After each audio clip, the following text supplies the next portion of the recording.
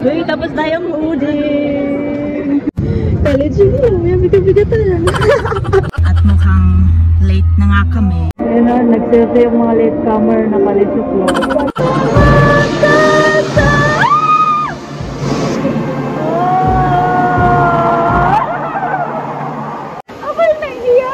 So we are waiting dahil hindi pa luto yung handa namin.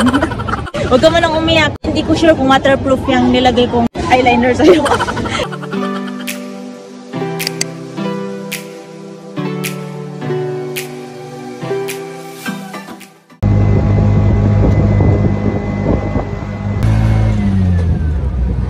Pupunta naman tayo ngayon sa admin para kumuha ng car pass kasi kailangan yun.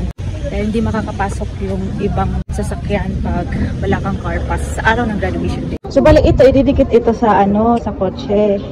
Ang ganda naman ng kwarto ni Ate Nur.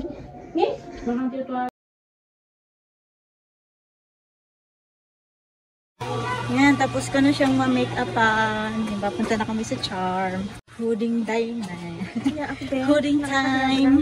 Alam mo yung ganyang toga, nakaka-proud yun eh.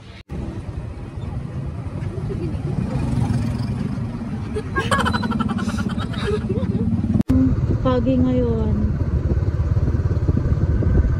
Foggy dito. So, papasok na kami sa Charm.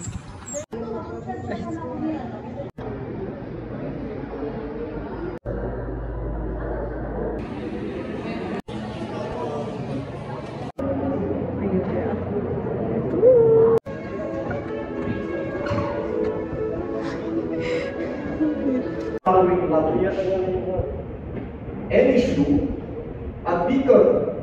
What you need to hear right now is not my story, but the answer to your question, how do I start my bar review? For Aisa Gentiza D.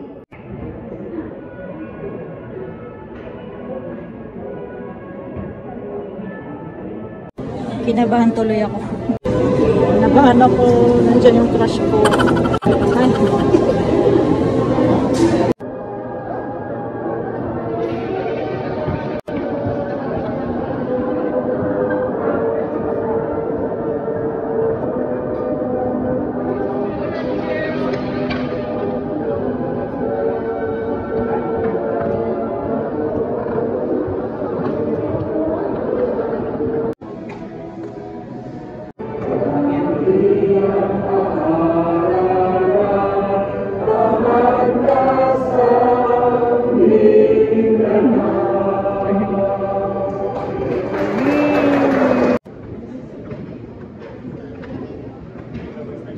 Uy, tapos na yung hoodie.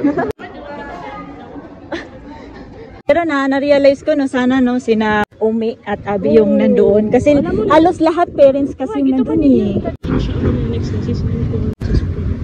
Ay, oo, yun. Yun yung mas magandang feeling, yung sa Supreme Court. Asan na yung client ko? Ang tagal naman ng client ko. Ako nag-makeup, ako nag-hijab, di ba? Grabe, so ito ako din nag-makeup dyan. Sino ba to? Ang ganda niya. Char! First day ng graduation day ninyo, no? Pre-commencement. Bibi, anong ginagawa mo, Bibi? Pag-graduate na yung nanay mo. Ano yung ginagawa mo? Kulit-kulit. Hey! Ayun na ang dream. Sa graduation nila, may cluster 1 tsaka may cluster 2. Yung sa cluster 1 sa morning. So sina ate, cluster 2 sa afternoon. College yun, may bigat-bigatan. Mabigat yung soba.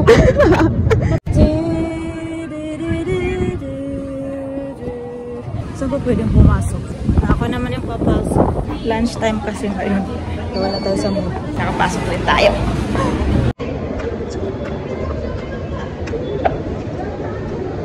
Dami ng tao ngayon. Ayun si ate, siya lang mag-isa.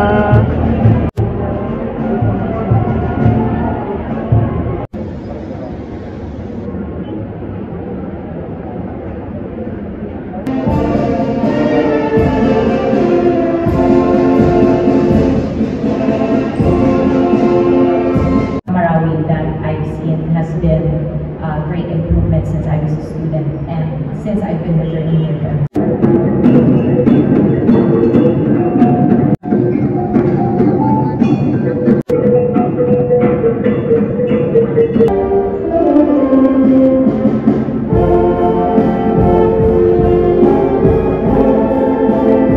To present to you 71 candidates for graduation as Juris Doctors of the College of Law. Broken down as follows: who have satisfactorily completed all the requirements prescribed in the curriculum of the college for your acceptance. Siti Aizazi. Lumabay at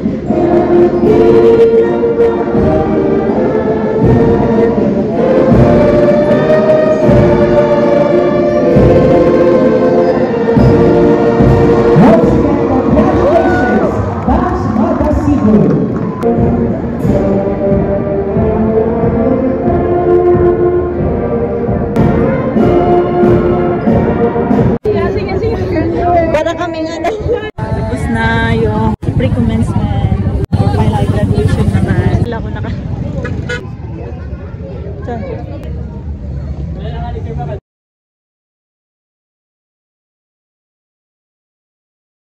So, pupunta na kami sa MPSU gym at mukhang late na nga kami. Sabi nila, nag-start na daw. Final day na! Final graduation day!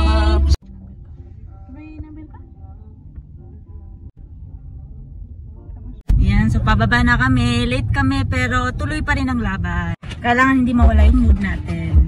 Kahit late.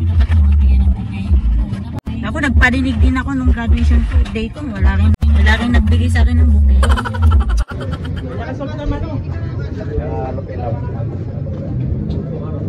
May late ka na. Pero okay pa yan, okay pa yan. Nag-start na sila. Oh, bye. So, nasa labas kami ngayon.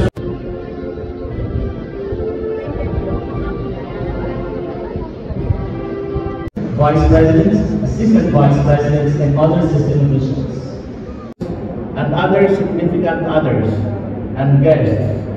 For in the past few days, we hardly saw sunlight.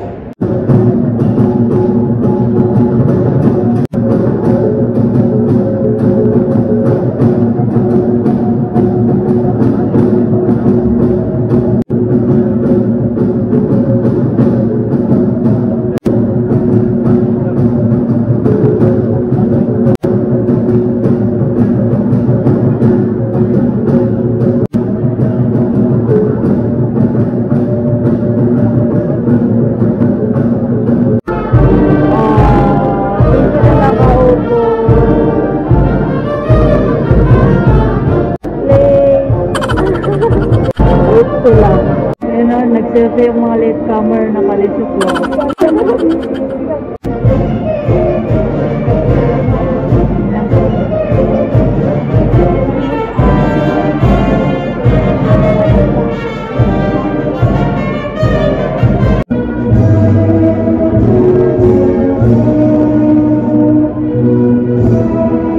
Magna cum laude. Bismillahirrahmanirrahim. Mr. Vice Chancellor, I have the honor and privilege to present to you 71 candidates for graduation as Juris Doctors of the College of Law. Ayan sila, kompleto sila. While ate ko nandito. When plan for the legal extension, all the requirements prescribed in the curriculum of the college. 1,022 candidates for graduation from MSU main campus here in Marami City. These candidates have satisfactorily completed all the requirements outlined in the curricula of the various programs offered by the colleges of the university. Now, a round of applause for our graduates who have already earned their respective degrees. And we can take it even further. This day marks the last episode of that series we call College Life. I would like to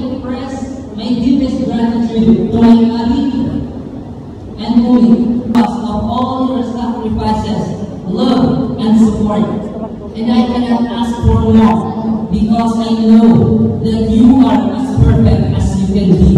Because more than anyone else, you drove yourself to where you are right now. I hereby pledge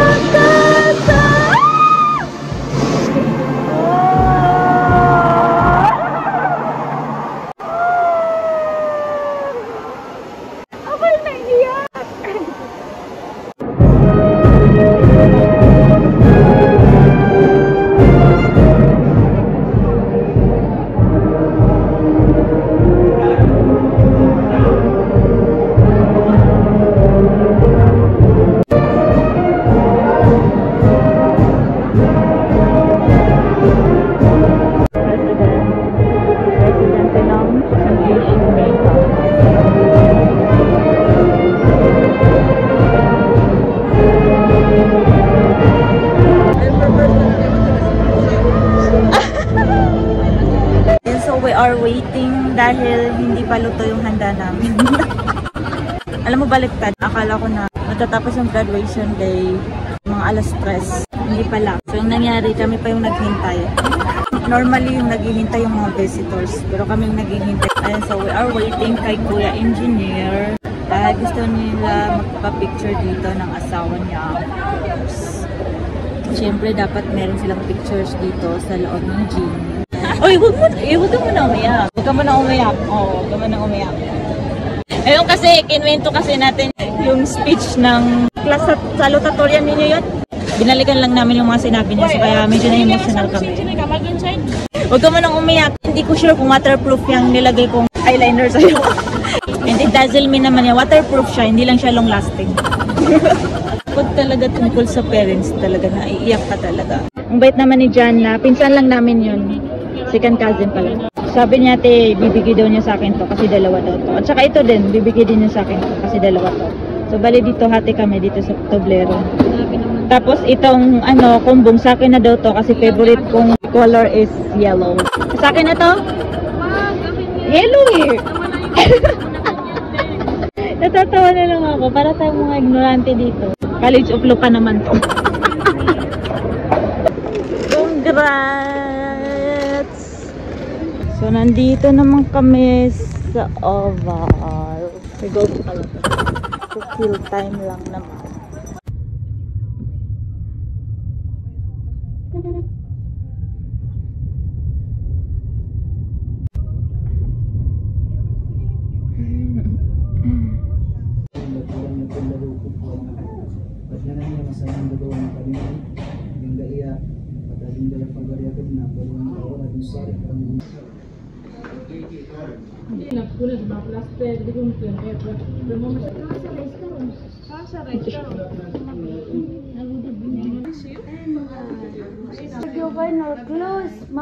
Ayan, so medyo haggard tayo ngayon. So, dito ka na itatapos yung vlog.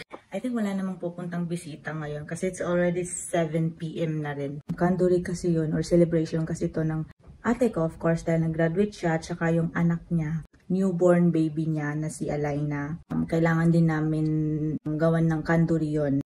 Ang tawag namin doon is akika. So, ipinagsabay na lang siya sa graduation day ng nanay niya. Ayan, thank you so much for watching. Sana ay nag-enjoy kayo. So, medyo maliit na yung boses ko ngayon dahil natutulog yung pamangkin ko. Yung makulit na pamangkin ko, hindi pwedeng magising nun. Bye guys! See ya on my next vlog!